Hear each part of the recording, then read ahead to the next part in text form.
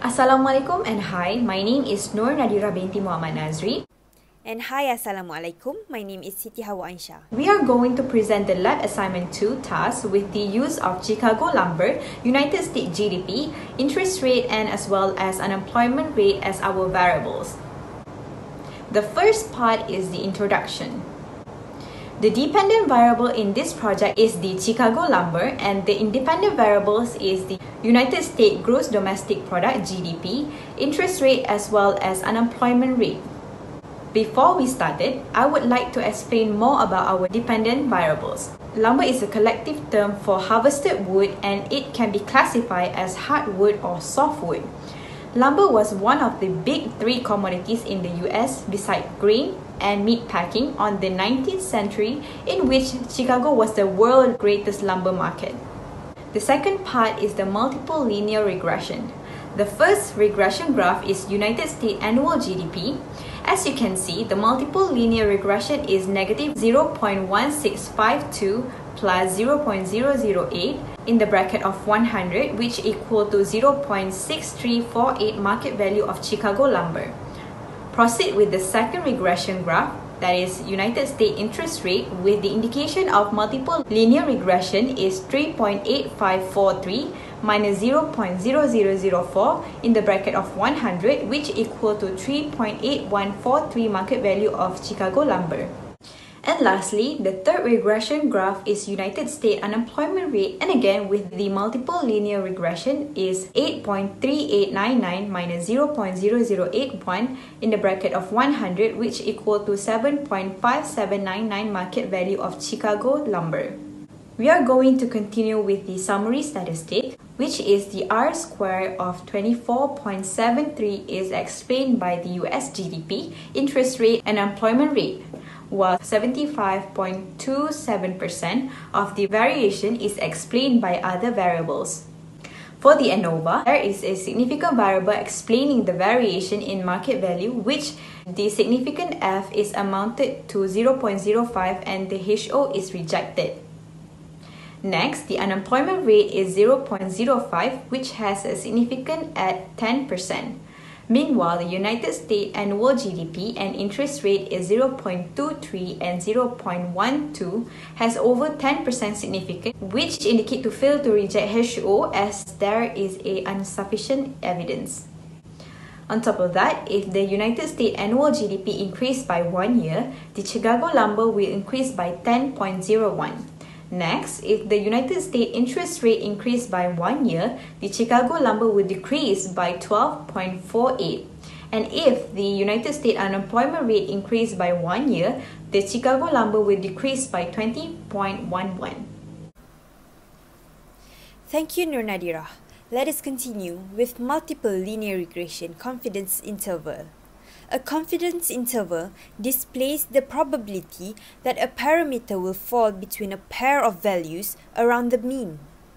Confidence intervals measures the degree of uncertainty or certainty in a sampling method.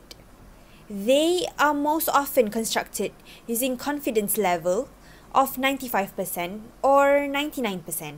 To find Chicago lumber value is by intercepts plus confidence times 3.55. To estimate as low and high is by intercept minus lower 95% times 3.55 and intercept plus upper 95% times 3.55 respectively.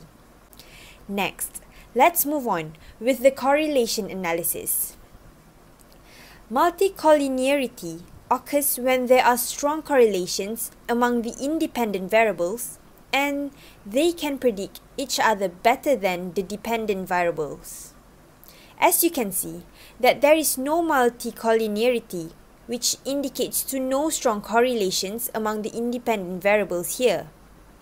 Correlations exceeding 0.7% plus minus may indicate multicollinearity. Now, let's look at the test on assumption.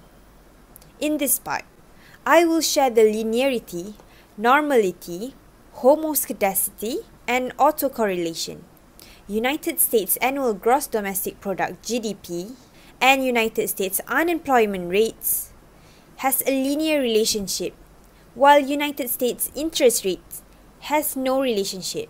Normality of errors. Residual histograms appear slightly skewed, but it is not a serious departure. The error has a normal distribution. Homoscedasticity is to examine the residual plot. In this case, the US annual GDP is heteroscedasticity because the shape of the graph is like this, while US unemployment rate and US interest rate is homoscedasticity because the graph shape is similar to this. After that, autocorrelation. In this case, we have autocorrelation because the value calculated is less than 1.3734. As for the conclusion, the three variables defined only 1/4 of Chicago lumber, while 3/4 are explained by the other factors. In order for you to find the customer with average living cost above 3,000 ringgit Malaysia is to list down all the important materials. The level of significance is 5%, continue with the probability of 0.95% and the degree of freedom of 33, which resulted to 34 minus 1. Next, you would have to find the average living cost by using the average function and select all living cost detailed in Ringgit Malaysia. Therefore, the average is 4,079 ringgit with 41 cents. Continue with standard deviation. You would need to select STDEV.S and select all living costs. You will get 3,748 ringgit and 84 cents for standard deviation. On the other hand, to find the square root, you would need to use the SQRT function and select the 34 SN. You will get 5.831 as the result.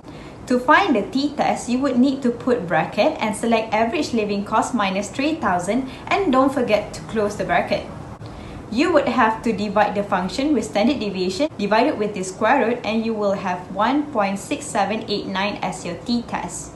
On top of that, to find the critical t-test is to use t.inv and select 0.95 as probability and 33 as degree of freedom. Therefore, your critical t-test is 1.6924. And lastly, to find p-value is to use 1 minus t.dist function and continue to select critical t-test as x, 33 for degree of freedom, and true for cumulative. Therefore, the p-value is 0.05. As we can see, the t-test value is less than critical t-test. This result is the indication to fail in rejecting HO. Meanwhile, the p-value is greater than or equal to 0.05, which also result to a failure in rejecting HO. Therefore, there is insufficient evidence to support the claim of customer with average living cost lower than 3,000 ringgit. The next question: determine if there are any significant differences in the number of vacation days taken each year by customers with various levels of education. As we can see, the statistic is larger than chi-square critical value. Therefore, it falls into rejection area, so we need to reject HO. Next, the p-value is smaller than the level of significant value. Alpha 0.0034 is less than 0.05. Therefore, we need to also reject HO. That is all from us. Thank you very much.